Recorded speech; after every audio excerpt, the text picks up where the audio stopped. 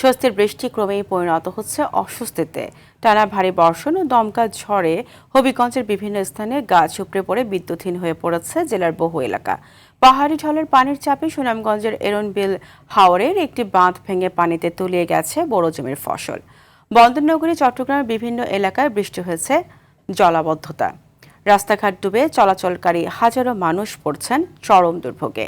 প্রতিনিধিদের তথ্যচিত্রে আরও জানাচ্ছেন লামিয়া তানজিল মাহমুদ।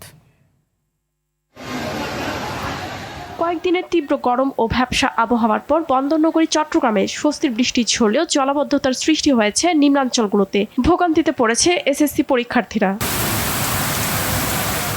ঘন্টায় 126 মিলিমিটার বৃষ্টিপাত রেকর্ড করা হয়েছে ফেনীতে। গত 24 ঘন্টার টানা বর্ষণে শহরের বিভিন্ন এলাকায় পানি জমেছে হাঁটু থেকে কোমর সমান।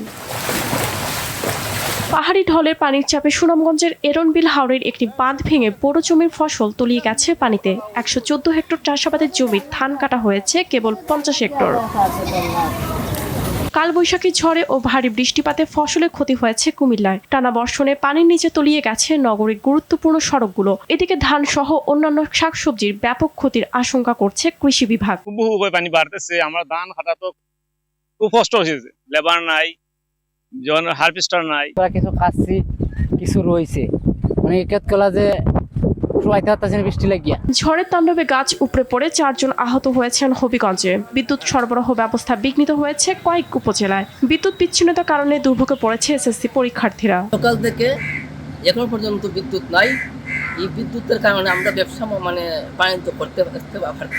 ব্রাহ্মণবাড়িয়ার আখাউড়ায় ক্ষতিগ্রস্ত হয়েছে প্রায় 100 হেক্টর ধানক্ষেত এবং 10 হেক্টর অন্যান্য ফসলি জমি ও বিভিন্ন এলাকার বাড়িঘর। ভেঙে পড়েছে অসংখ্য গাছপালা। বিদ্যুৎ সংযোগ বিচ্ছিন্ন হয়ে পড়েছে অনেক এলাকায়। লামিয়া তানজিল মাহমুদ, RTV।